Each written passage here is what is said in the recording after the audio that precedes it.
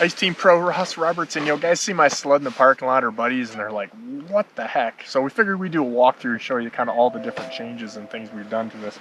It's a wide track sled. It's basically made for just off-road ice fishing. There's a few things we did here. We put wheels on the skis. That's really key because whether you're going down some pavement like we've got back home or even in and out of the trailers, it's a lot less wear and tear.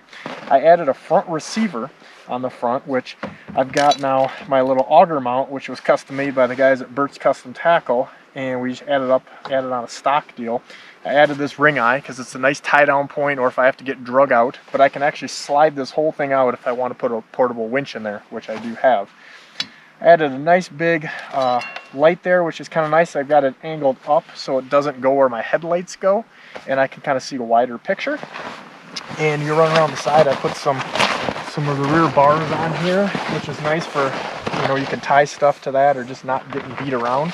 But when we get into the kind of the cockpit here, that's where a lot of the customization really came in. I've got two Humminbird units in here.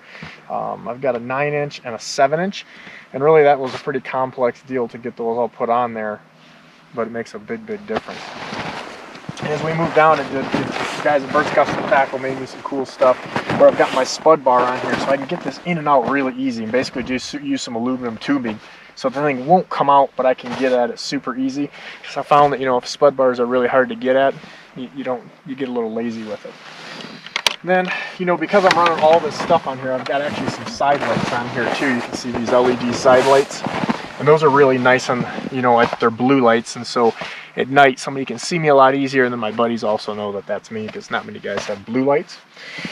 On the inside here, I put a bigger battery on, used some heavier wire, and I actually put a distribution panel, if you look in here, and a shut-off switch. And the shut-off switch is key because when you're running all this power, you know, you don't want to have anything pulling on your battery too much. And I got some tools in there.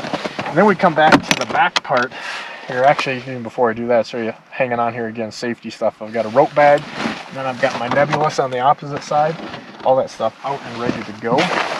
So here we built a big box that perfectly fits 3 milk crates, which was obviously on purpose. And I've got a bunch of little U-bolts on there so I can attach bungee cords or whatever everywhere.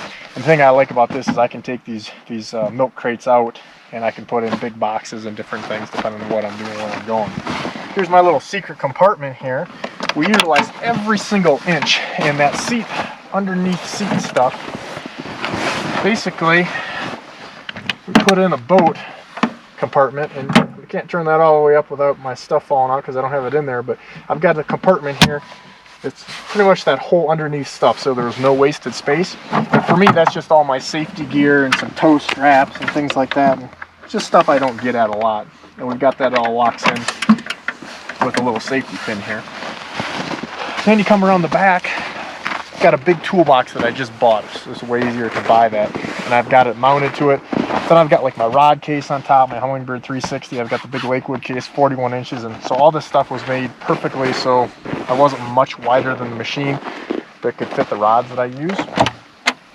And I put a lot of those straps on the top so that this can all still be attached, but I can still get at this thing to have a lot of nice storage, dry storage. Then when we come around on the back, you know, I put just something simple, but this shovel really bails me out a lot, so I've got a couple clamps on there. And also I've got this nice LED light in the back with a switch. All my switches are at the console there. And this is really nice when it's dark out and I'm in the trailer or trying to hook up this shanty, going in or putting the cover on. This rear light is super key.